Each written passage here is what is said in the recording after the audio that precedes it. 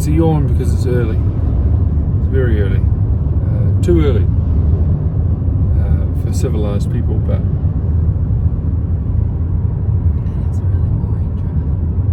it is a boring trip. It's a true story. That it is. It's not a very long trip, but it is a boring trip. That's a fair statement.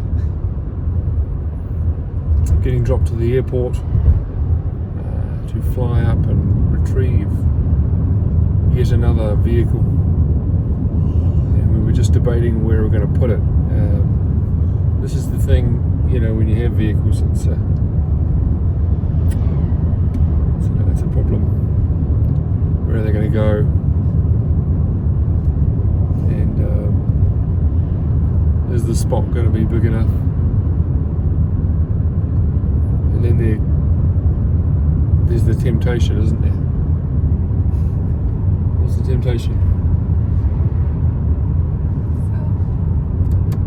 What's the temptation? Tell me about the temptation. For you? No, just generally. Sell them and then replace them with other ones. You know, not replace them with other ones. But replace them with other ones. Some of us in the group have dreams of downsizing. Moments of weakness, as I like to call them. But we won't succumb. Sure we won't. As I've always said, the best time to buy something is when you Don't need it. when you don't need it. If you wait till you need it, you know, you'll pay too much. So it's actually when you don't need it is when you should really be, is the sound time to invest in things. We use the term investing fairly, you know, loosely. Yeah. Flawless logic. Flawless logic. See? Developed over many years of trial and error. And the rule of thumb is don't sell and buy when you don't need it. That's the rule of thumb, right? So when you don't need the thing is when you buy, and when you feel like you're going to sell, that's when you don't sell. That's when you don't sell. The right time to sell is the right time to sell is never.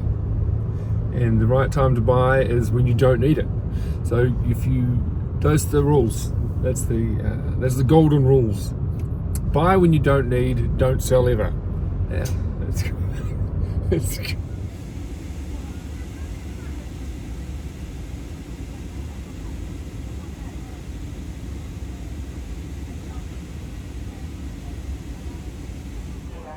What you don't want is you don't want the rusty old Corolla. Just debating about a two-door AE70. This is KE70, and it's minter, no rust, and it's a rare thing.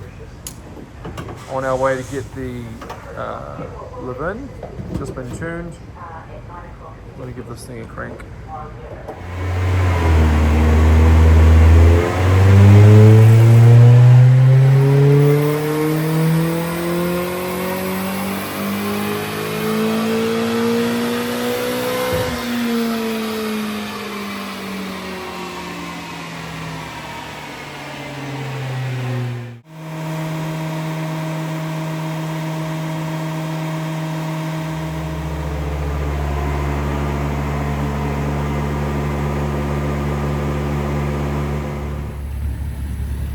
Freshly tuned.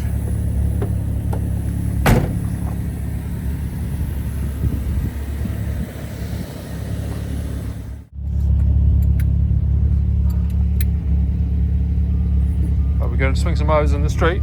Yeah. No, you don't, because that's irresponsible.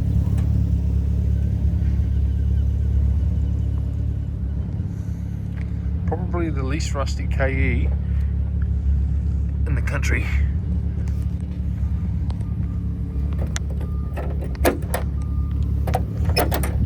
Can't look without looking. Nice, simple Blacktop 20 valve. Link, good tune.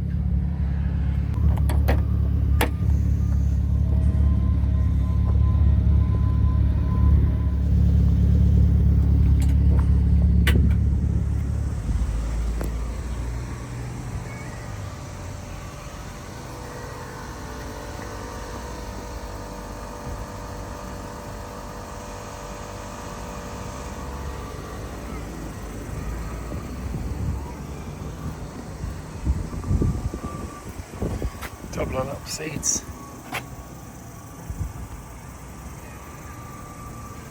Need to load it up big time.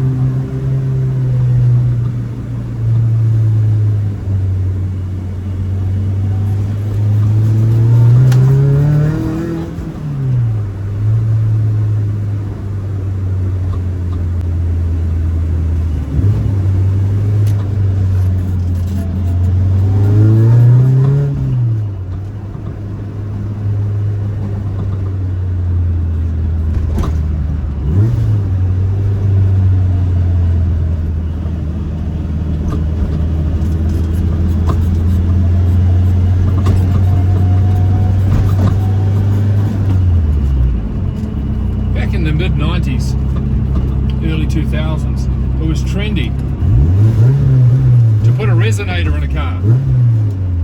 Some cars I had in the past, people had put several resonators in. I have no idea why. A resonator is like, it's this big chamber, heavy gauge sort of steel, and it has this perforated cylinder in it, which it's like an expansion chamber with a perforated. It doesn't do any muffling. It sort of makes it does what the name suggests. It gives it a resonation. It's like a bassier sort of a drone to it. But my word, it's an awful thing. Especially on long distance travel, you get up in those high gears, and sometimes at that 100k, 120 kilometers per hour, it's just it's an unbearable sort of drone. But the kids back in the 90s and early 2000s, was all the rage. I don't think I ever fitted a resonator to a car and succumbed to it, even in those early days. I didn't think it did. But this one has one fitted. It's right under there, and it's about that long, and it's the bane of my life. Luckily, I've got these noise-cancelling headphones, so when I go on this long drive, I won't have too much bother. I won't have bleeding ears by the end of it.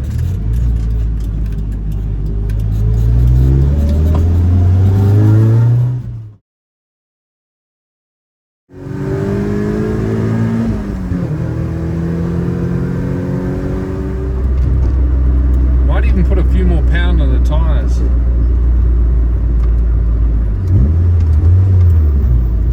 If you're laden down and you hit a bit of a pothole and your pressure's too low, go ahead and pinch that tyre between the rim and the edge of the hole or whatever you're hitting, and just pop the tyre.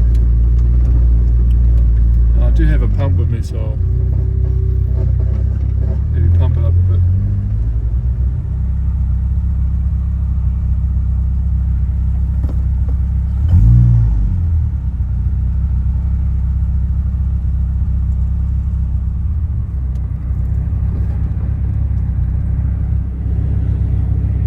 Something about boarding a passenger in freight ferry, it's like, what do I liken it to? It's like boarding a plane. It's like boarding a plane, and despite the fact that it's the same every time, and you'd think that people would be getting a little bit more savvy and fast, no. That is not the case at all. It is still just a big pickle. While everybody finds their spot.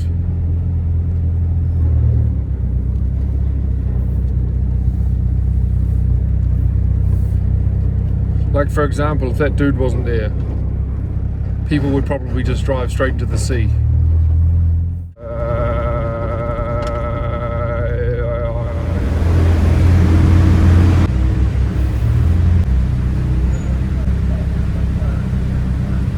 Job done, let's do it.